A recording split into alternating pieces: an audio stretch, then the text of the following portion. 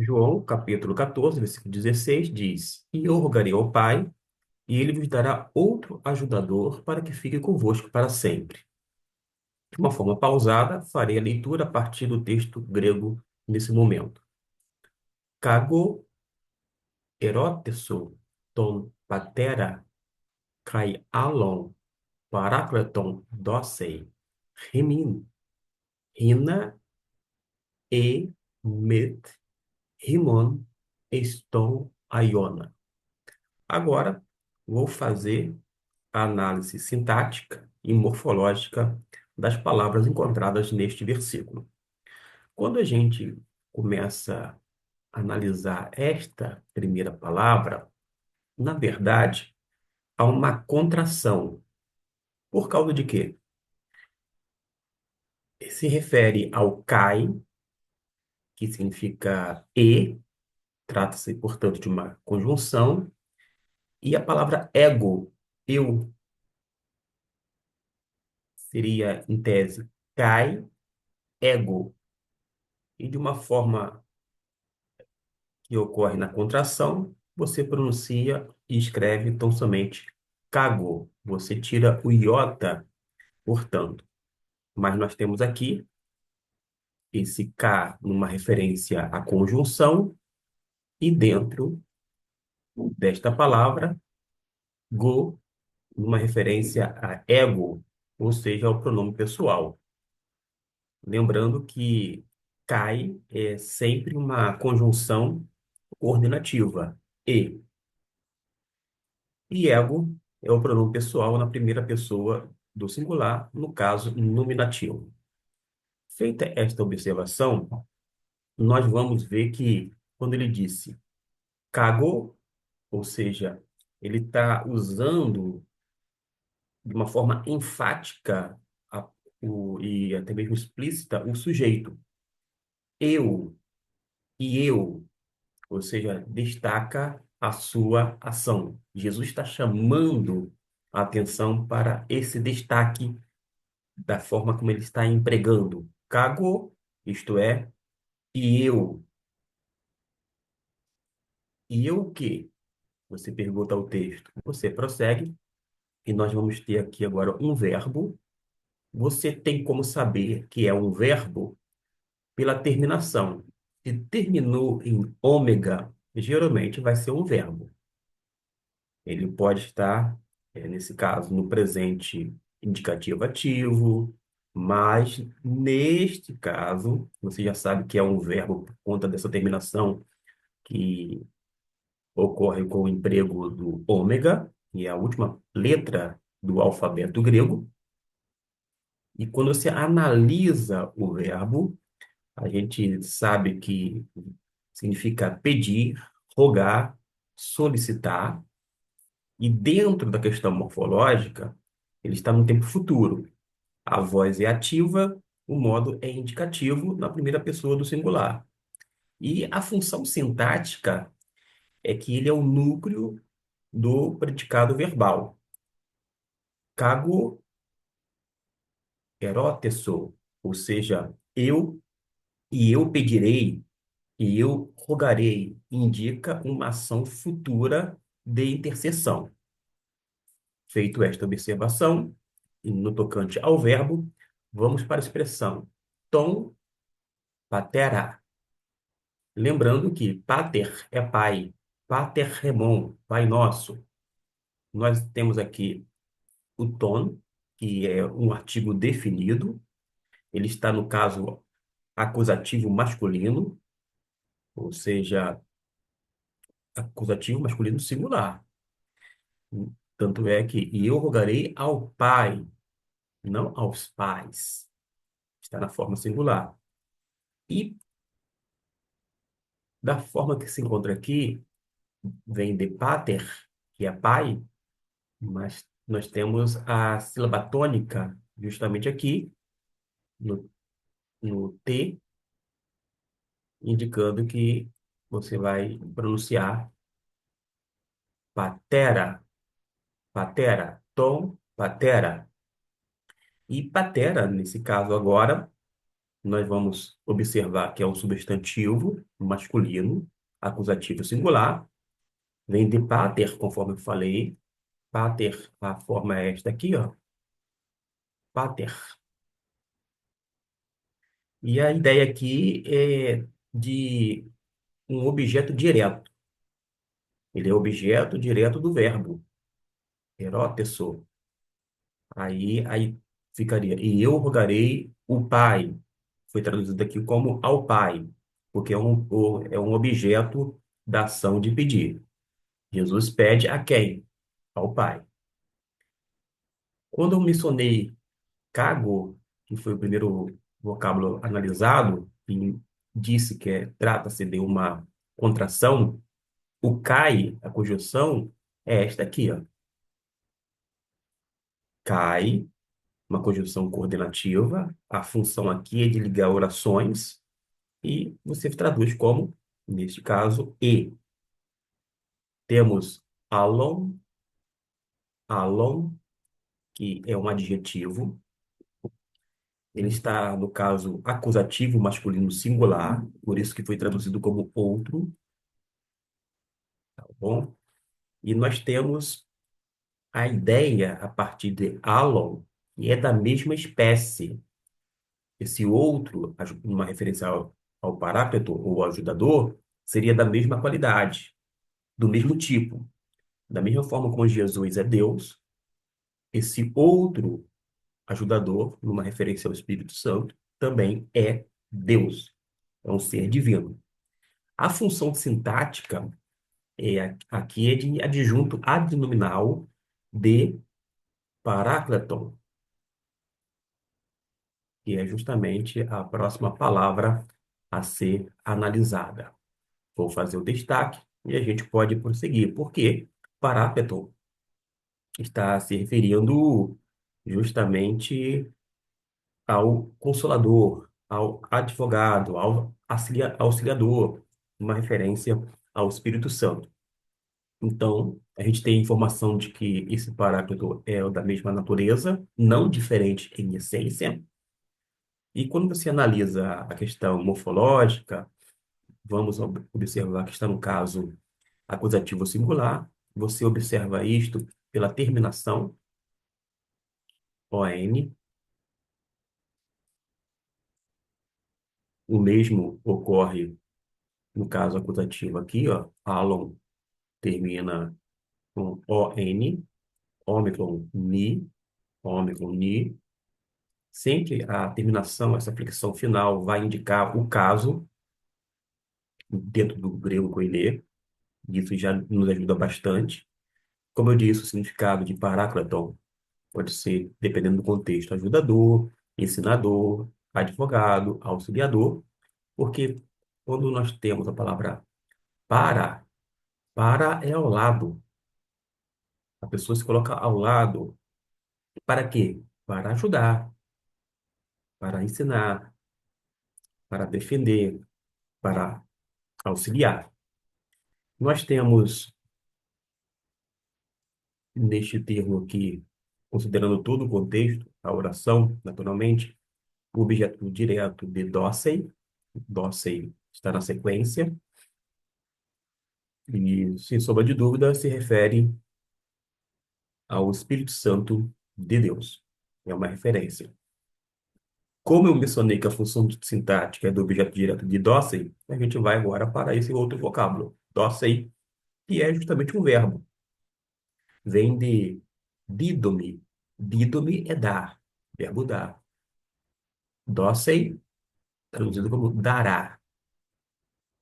Observa que o verbo dar, na nossa tradução em português, vem antes, mas no grego o verbo está depois. Nós temos a indicação de que é futuro indicativo ativo, terceira pessoa do singular, e a função sintática é que trata-se do núcleo do predicado da segunda oração. O sujeito aqui está implícito, que é, que é o pai, o pater. Então, quem é que dará? É o pai. Tanto é que eu rogarei ao Pai e ele vos dará outro ajudador. Dará o quê? Quem que vai dar? É o próprio Pai. É por isso que diz aqui que tá, o sujeito, o Pai, está implícito aqui. Mas a ideia aqui é de dará, de fato, o verbo dar. Na sequência, nós temos remin. Remin é um pronome pessoal, está na segunda pessoa do plural, no caso dativo. E qual é a função sintática? Ele vai servir como objeto direto. Ou seja, a ideia é a vocês, melhor dizendo, a vós ou para vocês. Objeto indireto. Não sei se eu falei objeto direto, mas fica aqui a colocação adequada. Objeto indireto. Temos o outro vocábulo grego, rina. Rina é uma conjunção subordinativa. Ela vai ter como função introduzir a oração final, que é justamente o propósito, para que indica aquela finalidade. E foi traduzido rina como qual é a finalidade? Que fique convosco para sempre. Seguido, met. A ideia aqui é uma contração de metá. Metá é a palavra utilizada, mas ocorre duas contração neste versículo. Seria kai, ego, e houve essa contração kago, e agora seria metá, mas fez a contração met, porque trata-se de uma regência congenitivo, ou seja, para que fique com, ou seja, a função sintática é de preposição com. Temos rimon, que é um pronome pessoal. Esse pronome pessoal está na segunda pessoa do plural, no caso genitivo. O genitivo indica posse. E a função sintática aqui dentro é o complemento da proposição, digo, da preposição metá. É um complemento de metá, que aqui foi colocado na forma de contração, mais abreviada, e que é convosco. Com, ou seja, convosco. Tá ok? Nós temos ainda eis, tom, aiona, ou seja, eis, vamos por parte, é uma preposição mais o acusativo. Nós temos o ton, que se encontra na forma de artigo acusativo masculino singular. Quando fala acusativo singular, o acusativo é o caso, masculino é o gênero, singular é a pessoa, tá bom? E aiona, aiona que foi traduzido como para sempre, né? Digo, sempre.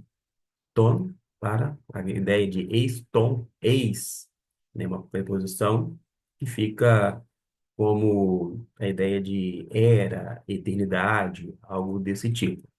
A função sintática de aiona é que o adjunto adverbial de tempo de duração. E qual é a duração? Eterna, para sempre. Ou seja, não vai ter término, é por toda a eternidade. Se falasse da seguinte maneira, e até mesmo se escrevesse, e eu rogaria ao Pai, e ele vos dará outro ajudador para que fique convosco por toda a eternidade. Esta é a ideia. O verbo é o verbo eimi. O verbo eimi é ser e estar. Quando fala assim, ego eimi, eu sou, o verbo ser e estar. Essa morfologia se encontra no presente, subjuntivo, ativo, terceira pessoa do singular. Para que não haja uma confusão da forma como houve da minha parte nesse momento, eu vou dar uma dica. Quando trata-se de um artigo feminino, esse sinalzinho chama-se de aspiração, como se fosse um Czinho para fora, não para dentro do texto, mas para fora. Ele, quando tiver desta maneira, vai se referir de uma forma isolada, né, digamos assim, a um verbo, verbo Em mi, ser, estar. E quando tiver da forma contrária, como se tivesse uma aspiração, permita-me a colocação, para dentro, aí esse E longo vai ter um som colocando como se fosse um R na frente e você vai pronunciar re, re, desta maneira que se encontra aqui, e, e. Mas se tiver a aspiraçãozinha aqui, como se fosse esse C pequenininho, de forma contrária, aí sim seria o artigo definido, mas na forma feminino, no gênero feminino. Por conta disto, você vai pronunciar re.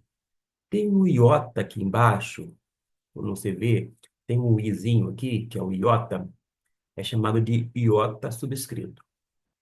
Salvo engano, no grego clássico, se pronunciava desta forma, ficaria ei, ei, mas ainda assim, numa referência ao verbo emir, que significa ser e estar. Feito esta observação, a ideia aqui é de que ele fique, mas no sentido que ele esteja, por conta do subjuntivo que é exigido por rima. Esse rima aqui vai exigir que a ideia é que esteja. Aí foi traduzido como que fique convosco para sempre. Desta forma, nós fizemos de maneira sucinta, muito rápida, uma análise morfológica, sintática do versículo 16 de João, capítulo 14. Se você apreciou, se você começou a se familiarizar com o grego Koiné, você pode deixar um comentário e eu sempre vou mencionar a importância de você aprender e memorizar o alfabeto grego na ordem alfabética, porque vai facilitar quando você buscar o sentido das palavras no dicionário ou no léxico. Feito isto, você pode começar a fazer exercício. Capa com A, que é o alfa, K, G, que é o gama, com o ômega, G com O, Gu, e assim por diante. E com R, IR. Aqui você tem o O. Eru. T com E, T. S com O, SU. T com O, TU. Com N, TON. P com A, PA. Você vai formando sílabas. T com E, TE. Por conta aqui. R com A, Pará. K, CAI. A, L e L de forma duplicada, o som é o mesmo. Nós temos aqui ON, ON, no final. Alon. P com A novamente. Pá. R com A, que é a próxima sílaba. Nós temos aqui Ra. Aqui é K-L-E, a sílaba. Cle. Paráclito. E tono, que a gente já viu aqui.